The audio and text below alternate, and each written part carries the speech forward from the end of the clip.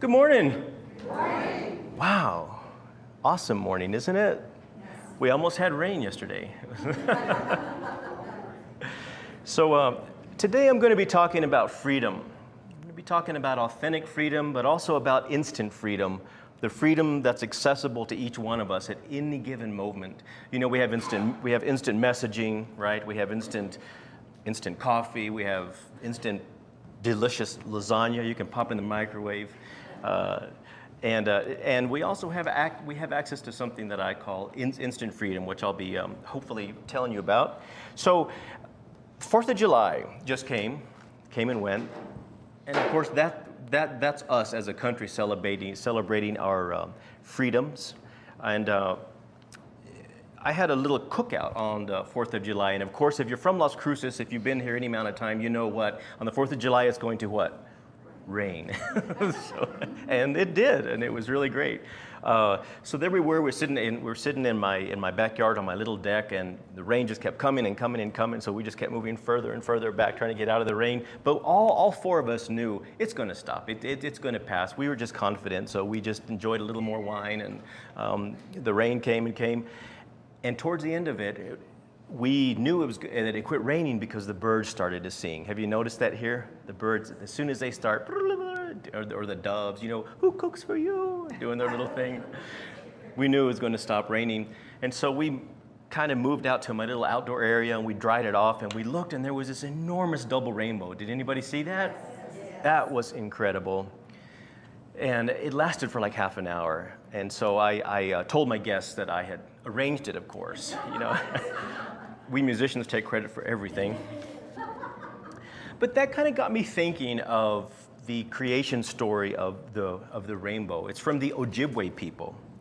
And if you've never heard it, it's, you know, so many great explanations as to why things come into being, like what brought the rainbow, what brought the rain, what brings sunshine. So this is a story about how the rainbow was created from the Ojibwe tribe, the Ojibwe nation.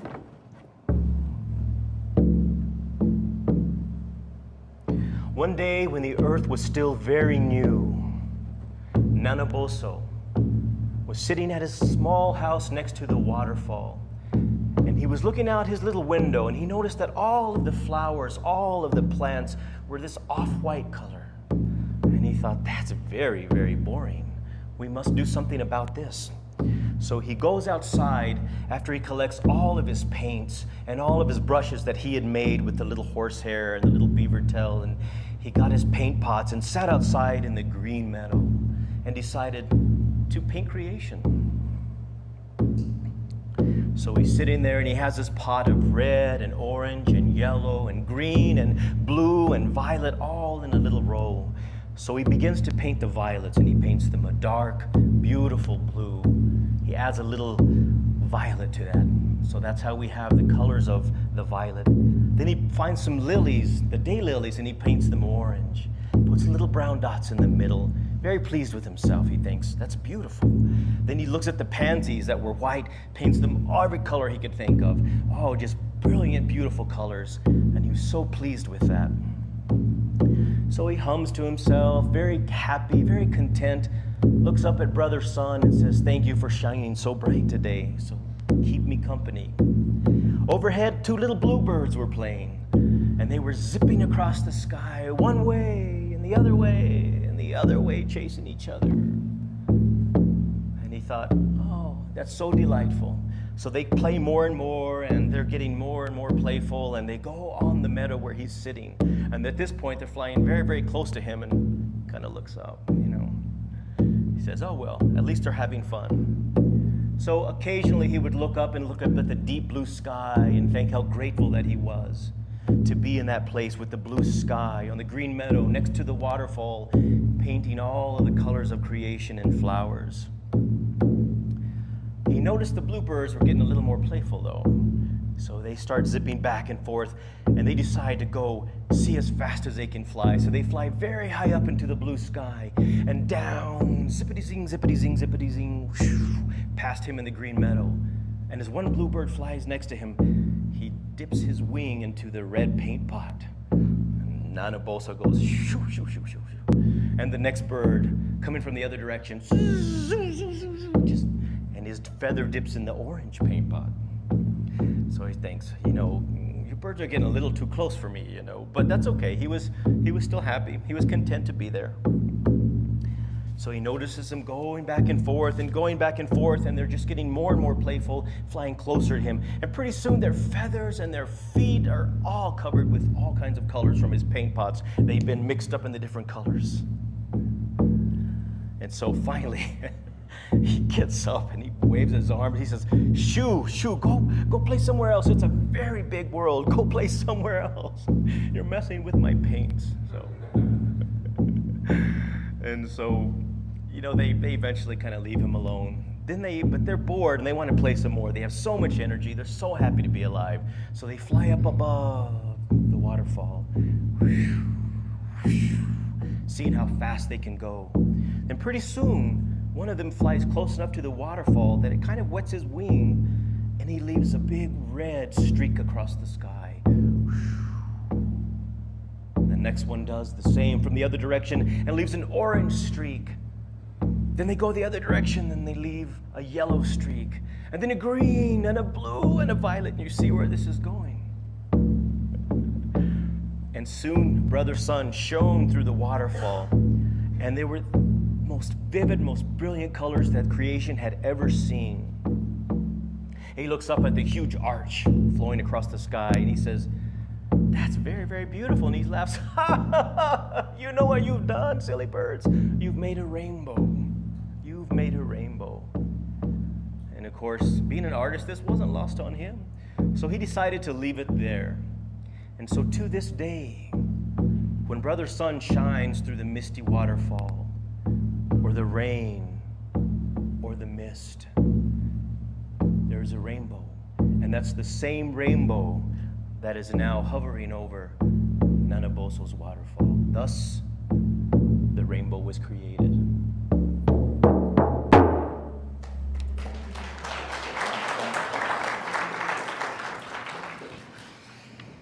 So Chris Christopherson, you know him, great singer, great actor. He wrote this song, and the line of the song says, "Freedom's just another word for nothing left to lose," made popular by Janis Joplin. He's the songwriter of that. So when we think about freedom, what are we thinking about? What is freedom? When you really just have that moment and think, what is freedom? Is freedom a freedom from something? Freedom from a bad boss, freedom from a barking dog, freedom from debt, freedom from poverty, freedom from pain, from physical? Or is the freedom to act, the freedom to do something, the freedom to be, the freedom to think, the freedom to act in the way that creation has already put inside of us? So, or is it the freedom to call yourself whatever you want? Some people think that what freedom is to be able to go live out in the forest and never bathe or shave, freedom from the internet or Facebook or from your text messages that are overloading your inbox. So that's, for some people, that's freedom. But freedom could also just be the choice to wear a kilt, like I'm doing today. I've been wearing kilts for many years because they're awesome. They're great in summer. Women, you've been holding out on us, I'll never go back. I was talking with Randy when I got here, and he said, "I'd love to have a kilt." He said, "Man, I can't stand pants, even in winter." And I said, "Absolutely, brother." And you start to feel the sweat and the heat. So when you define yourself, some of us, we like to say, I'm a man or a woman, or I live in Las Cruces, I'm a New Mexican, I'm a vegan, I'm a vegetarian, I'm a lacto-ovo, I'm an omnivore, I'm gay, I'm bi, I'm undecided, I'm progressive, I'm Democrat, I'm Republican, I'm conservative, I'm retired, I'm a parent, I'm a grandparent. You get it, on and on and on.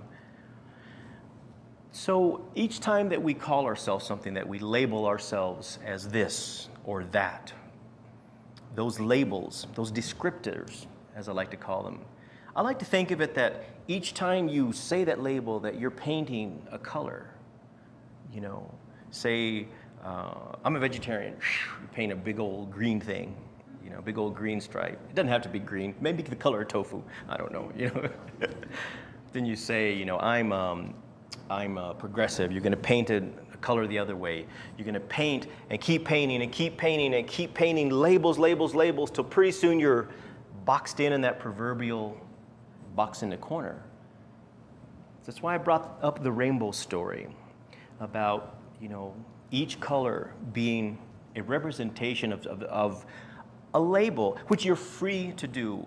We're all free to call ourselves anything we want. We're free to write into sound off, you know. I don't write into sound off myself, but you're free to write a letter to the editor. You're free to express yourself in any way possible. You know, we just went through the Arab Spring, where the people of you know, Libya and Egypt, you know, they look at us and they say, we want that freedom that you have. We want the free. You know, in China, you really can't even tweet without government approval. Do any of you tweet? Do any of you Twitter? Are you on Twitter? Anybody? Yeah? Okay. I really enjoy tweeting myself. It's 140 characters long, and that forces me to limit what I'm going to say, you know, to really think about what I'm going to say. I have a meditation group that meets on my house every week, and we employ what's called the traditional talking stick. So it's this great, beautiful oak stick, and it's covered with deer hide and painted, and it has beautiful crystals up on top. And when somebody wants to speak, they will motion for the talking stick, and they'll have the talking stick. What that makes you do, that sort of makes you aware of what you're going to say before you say it. So in other words, you don't bypass that whole, you know, brain and mouth connection that we're too often guilty of.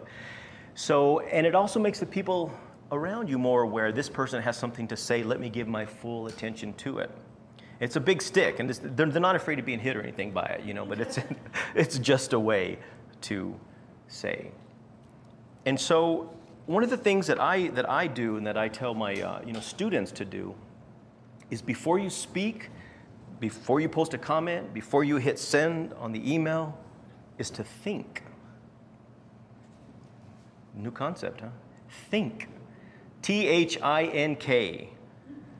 So before you speak, before you tweet, before you Facebook, before you hit send, you ask yourself, is this true?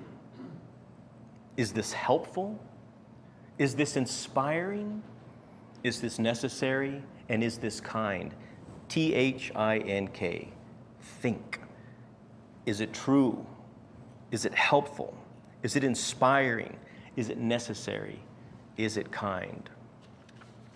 Now, what that's doing and how that connects to freedom, to authentic freedom, it's giving you the choice to act in a different way. You know, you can't control other people's actions. The only thing you really can't control, and you know, Ernest Holmes talks about this all the time, you control your reaction. And if you think of the word react, that means reaction. You're recreating some action.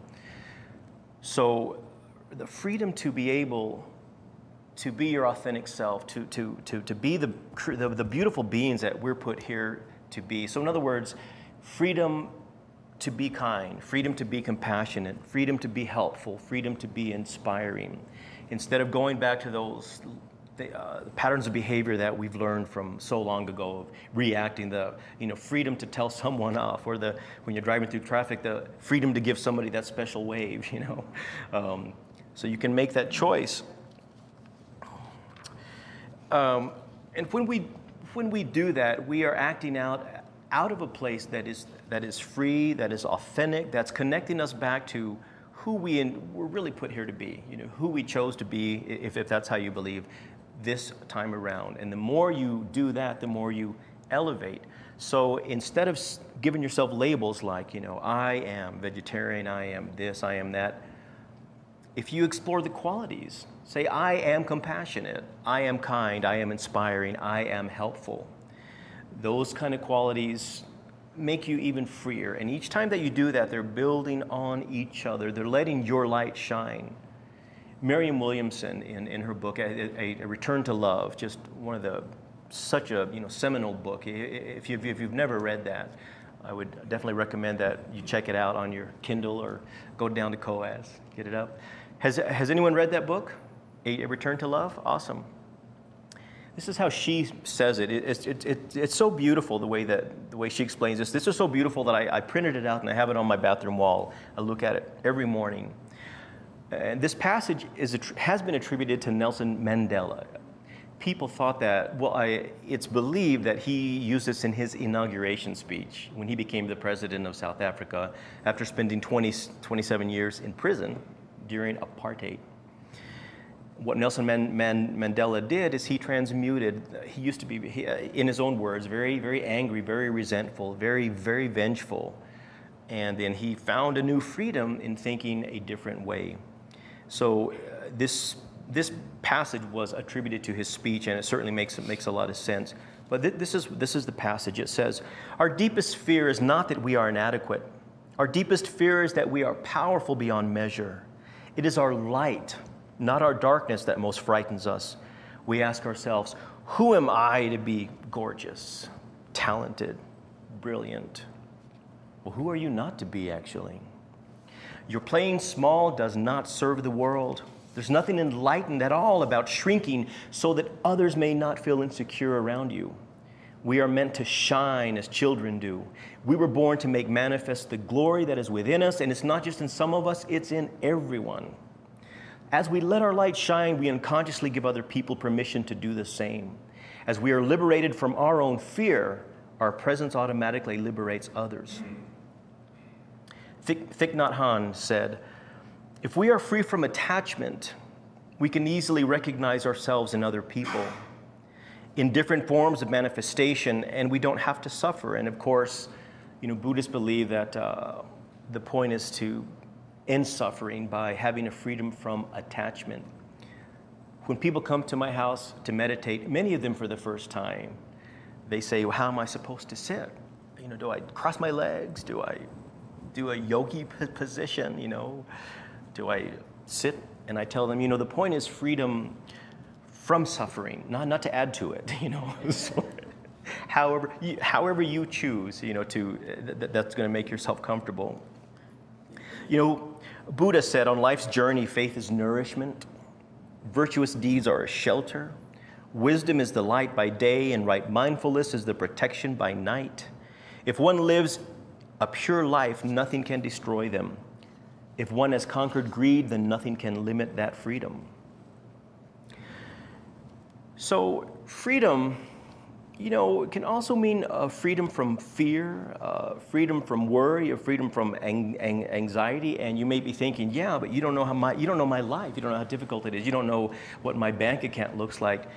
You don't know how bad that I've had it. And we all have those friends, right? Every time you see them, they're attached to that story of how they're suffering, and they're going to tell you that over and over and over. But freedom to recognize that in this moment you are free, the freedom to recognize that in this moment, right now, all of your needs are being met. Every one of your needs is actually being met right now. So if you'll indulge me just a little bit, I'd like for 1 minute, let's close our eyes. Let's start now. Go ahead. And just know that in this moment, all of your needs are being met. Otherwise, you wouldn't be here.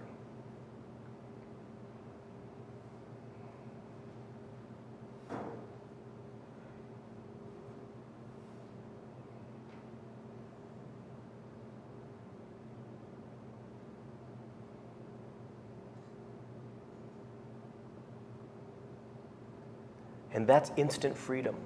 That moment right there, that moment where you slipped away from worry and concern and judgment and fear into the moment of pure presence of knowing that all of your needs are met. They really are. No matter what's coming up next week, or maybe you have a difficult decision to make this afternoon, or maybe you are a caregiver to somebody. Right now in this moment, all of your needs are actually met, and that's available to all of us at any given time. The greatest physicist alive, Stephen Hawking, you guys know who he is? He wrote that great book that none of us ever finished reading. Well, he now holds the same position, the chair at Cambridge that Sir Isaac Newton held. He's brilliant by anybody's definition. He's also confined to a little motorized wheelchair. He can't even speak. His voice has to be decoded through an electronic voice movement like this. He has to be bathed, fed. He has to be driven everywhere. He can't even write his own checks out, you know. So here's this brilliant genius, this brilliant human, confined. What most people would say, "Oh gosh, what a terrible life that you have." But no, this is what he said. He said, "Although I cannot move, and I speak through a computer, in my mind I am free." And isn't that inspiring? Someone at his level says, "I am free. I am free." Nelson Mandela, in his letters that he wrote in prison, talked about his freedom. He visualized his freedom every day. He knew, and by recognizing that he had that quality of freedom, it couldn't help but manifest. That's the law of attraction in action. That's how it works. All of us have access to that too, at any given moment. Freedom. Ernest Holmes, one of my favorite spiritual teachers, leaders, writers, just a truly amazing man who founded religious science. He knew there was a truth behind everything, and he didn't quite know how, so he went out and studied the Quran, the Torah, the Old Testament, the Bhagavad Gita, the New Testament. He studied everything, and he was self-taught. And finally, he arrived at this truth, and that's we benefit from that today. This is what he said about freedom. He said, "The divine plan is one of freedom. The inherent nature of man is ever seeking to express itself in the terms of freedom, because freedom is the birthright of every living soul." So as you continue out into this week, and I love the theme of this month. It's called renewal. What's it? Rejoicing in newness. Wow. You know that every second, 10,000 of your cells die? Every second. I'm sorry, 10 million. Sorry, Stephen Hawking. And in that very next second, 10 million cells are created. We are constantly new. Most of our body's cells, they replace themselves every 7 years. So you're not who you used to be, So if you're clinging on to stuff that's still, maybe it's a choice, So there's freedom. And of course, freedom comes with responsibility. We as Americans know that better than anybody.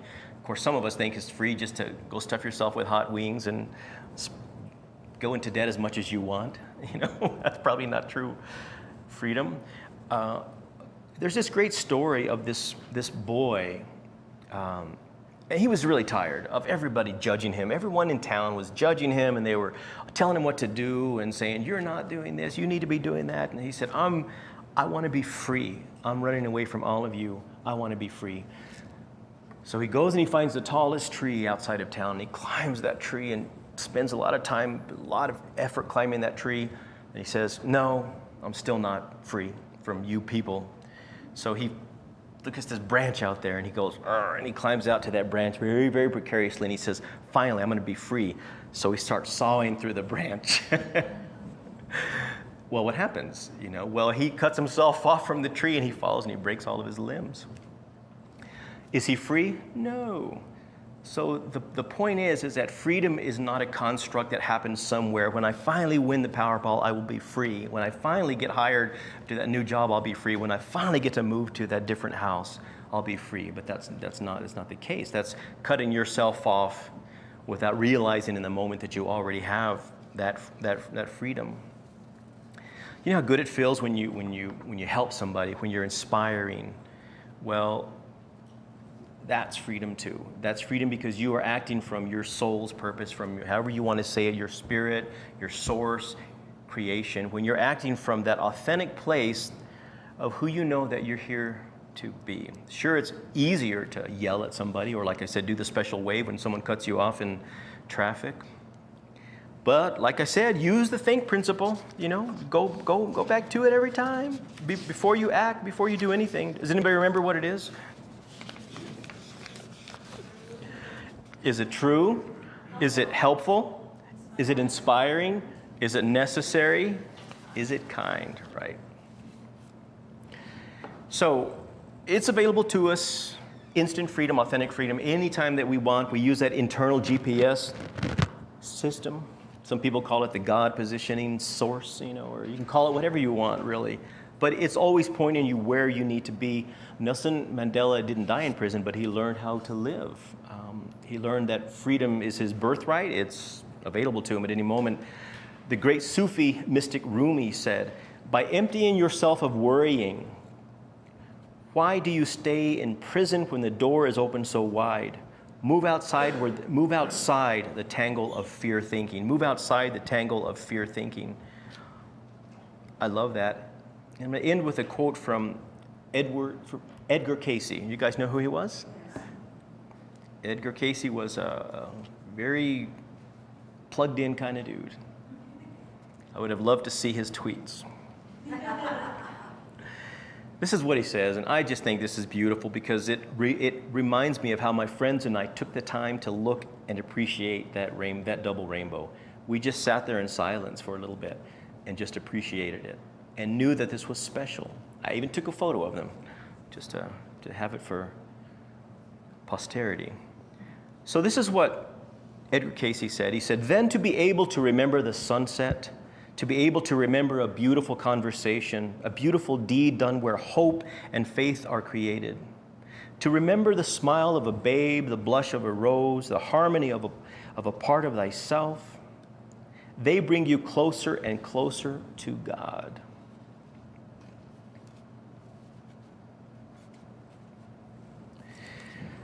So let's close our eyes, and if you will, and let's go inside to that freedom available to us, to that stillness, knowing that right now in this moment, all of our needs are met. Become aware of your heartbeat. Feel how it's beating. Is it fast? Is it slow? Is it soft? Is it hard?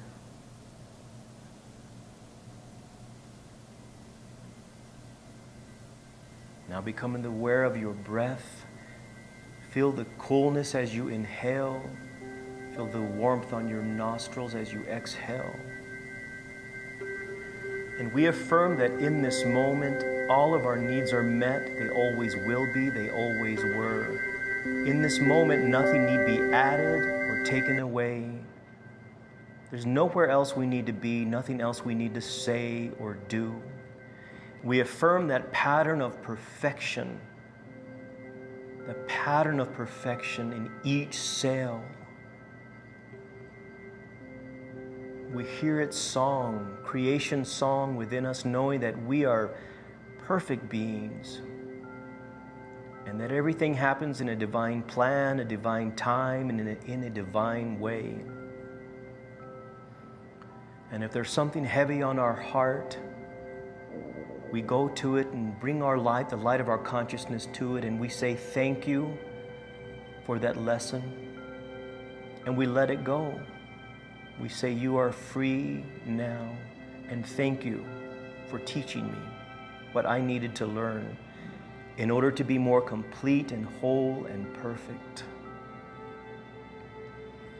We have the freedom to be exactly who we are meant to be in this life and in this moment.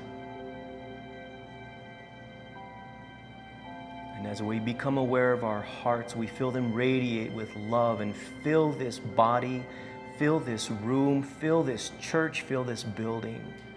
Let the love of your consciousness, of your heart, fill this city, fill this state, this country, this planet, and extend all the way out into the infinite that we are all part of at any given moment.